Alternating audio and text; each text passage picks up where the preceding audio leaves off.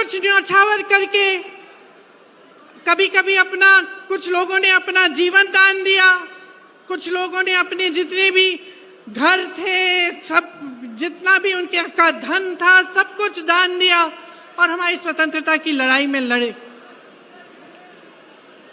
तो वो तो इसलिए कर पाए क्योंकि उनके दिलों में एक आस्था थी भारत के लिए, भारत की जनता के लिए, हमारी स्वतंत्रता के लिए, हमें आगे बढ़ाने के लिए। तो आज की राजनीति में वो आस्था क्यों नहीं है? ये कर्मकांड क्यों बन गया है कि चुनाव के समय आकर घोषणाएं हो जाती हैं, तमाम आपको वादे किए जाते हैं, लेकिन उन वादों में जो वादा करता है उसकी खुद की आस्था नहीं है, उसकी खुद का विश्वास नहीं होता, करके चले जाता है, चुनाव हो जाता है, चुनाव जीत भी जाते हैं बड़े बड़े वादे करके, घोषणाएं करके, लेकिन उसके बाद उनको पूरा करने की कोई कोशिश नहीं होती। तो आज यहाँ खड़े होकर, इस संस्कारधानी धरती पर खड़े होकर मैं आपको याद दिलाना चाहती हूँ एक पुरानी राजनीति की, जिसमें हमारे नेता जो कहते थे वो करके दिखाते थे, जिसमें हमारे नेता सब कुछ न्यौछावर करके आपके लिए दिन रात एक करते थे। आपकी सेवा सर्वोपरि होती थी उनके दिल में, उनके दिमाग में। और मैं कहना चाहती हूं कि जो आपके साथ पिछले 18 सालों से हो रहा है वो गलत हो रहा है। 25 जून 1975। कैसे भूल सकता है भारत वो दिन जब भारत को कांग्रेस ने दिया था एक काला दिन।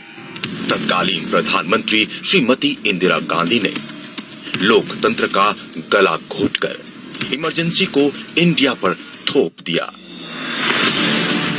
राष्ट्रपति जी ने आपातकाल की घोषणा की है।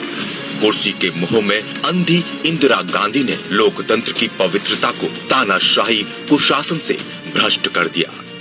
न्यायालय ने उनका चुनाव अवैध घोषित किया था क्योंकि इंदिरा गांधी ने चुनाव में सरकारी तंत्र का दुरुपयोग किया था। निर्णय से विचलित इंदिरा ने न्यायालय के निर्णय को आपातकाल के खंजर से ध्वस्त किया और न्यायाधीशों को ही अपदस्थ कर दिया। प्रेस, अदालतों, बोलने की आजादी सबको कुचल दिया। गरीबों, दलितों पर अत्याचार किया।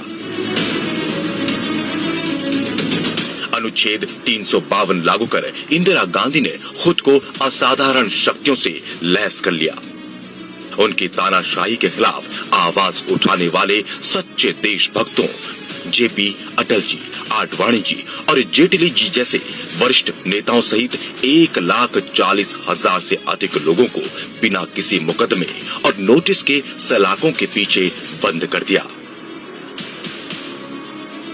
चुनावों को स्थगित कर दिया, जनता के अधिकारों को छीन लिया।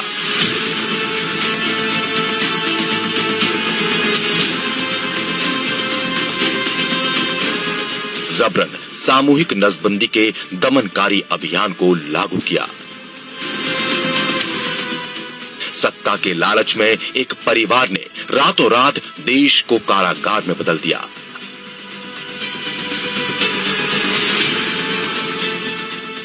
आज जहां दुनिया भारत के विराट सामर्थ्य को स्वीकार कर रही है, भारत के लोकतंत्र का लोहा मान रही है, वहां लोकतंत्र की सरेआम हत्या करने वाला वही परिवार, वही फरेबी कांग्रेस देश विरोधी ताकतों से मिलकर ये भ्रम फैला रहे हैं कि भारत में लोकतंत्र खतरे में है। आपातकाल थोपकर बोलने की भी आजादी छीन लेने वाले परिवारवादी ये कह रहे हैं कि भारत में बोलने की आजादी नहीं है। अपने अतीत से आंखें मूंद रही कांग्रेस बेशक भूल सकती है अपना काला इतिहास, लेकिन नहीं भूल सकता है भारत वो दिन जब भारत को कांग्रेस ने दिया था एक काला दिन। 25 जून 1975 आपातकाल, भारतीय राजनीति के काले अध्याय के 48 साल।